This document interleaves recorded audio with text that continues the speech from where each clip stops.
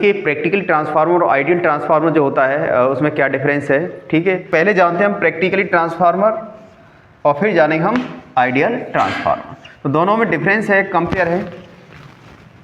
Practically transformer it's have losses, ये loss रखता है, और लॉस कौन से आपके कॉपर लॉस और आयरन लॉस, ये दोनों ही पाए जाते हैं। जबकि आइडियल ट्रांसफार्मर जो है वो कैसा है, कोई लॉस नहीं रखता है, कॉपर लॉस 0 रखता है और आयरन लॉस क्या रखता है, 0 रखता है। ठीक है ना।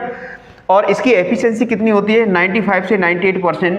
तो ट्रांसफार्मर की एफिशिएंसी जो होती है प्रैक्टिकली 95 से कितने 98% होती है, जबकि आइडियल ट्रांसफार्मर जो होता है उसकी एफिशिएंसी कितनी होती है, 100%। ठीक है, तो उसके बाद और देखें कि ये प्रैक्टिकल ट्रांसफार्मर जो होता है इसमें लीकेज फ्लक्स पाए जाते हैं, है ना, और इसमें नॉट फाउंडेड लीकेज फ्लक्स, इसमें लीकेज फ्लक्स कोई नहीं पाया जाता है। फिर प्रैक्टिकल ट्रांसफार्मर कहता है कि वोल्टेज रेगुलेशन इज नेवर 0%। तो वोल्टेज रेगुलेशन कभी भी 0% नहीं हो सकते। कहने का मतलब है वोल्टेज रेगुलेशन कुछ न कुछ होंगे, अप्रॉक्स 10 से 20% के अप्रॉक्स क्या होते हैं, प्रैक्टिकली ट्रांसफार्मर में वोल्टेज वेरिएशन पाए जाते हैं।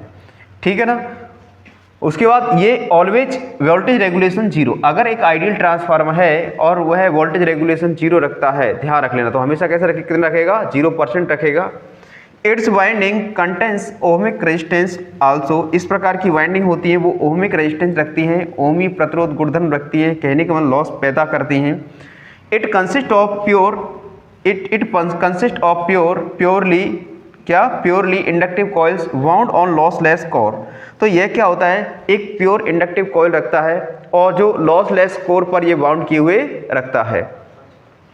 All constructed transformer are practically transformer, इसमें सभी जो संरचनाएं होती है ट्रांसफार्मर की प्रैक्टिकली एक बोल सकते हैं होती हैं, प्रैक्टिकली तौर पर स्थापित की जाती है।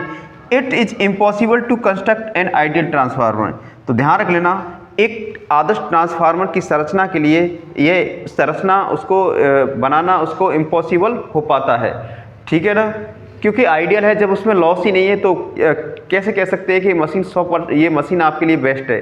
तो हालांकि मैं बता देता हूँ कोई मशीन ऐसी नहीं है जिसके अंदर लॉस नहीं हो, और लॉस होने की वजह से ही वो मशीन अपना प्रॉपर वर्क कर पाती है। जब मशीन में लॉस है ही नहीं तो काम करने योग्य कैसे बन पाएगी। ठीक है, तो नेक्स्ट है it permeability high and reluctance present. तो इसमें परमेबिलिटी क्या होती है, ज़्यादा होती है, कोर परमेबिलिटी ज़्यादा रखती है, और रिलेक्टेंस का मान क्या होता है, कुछ न कुछ रहता है। इसमें परमेबिलिटी क्या होती है, इनफाइनाइट होती है, और रिलेक्टेंस का मान क्या होता है, यहाँ पर 0 होता है। तो कहने का मतलब यह है कि आइडियल ट्रांसफार्मर और प्रैक्टिकल ट्रांसफार्मर की कंस्ट्रक्शन आपको समझने आई होगी। मिलते नेक्स्ट वीडियो में। जय वंदे, जय भारत।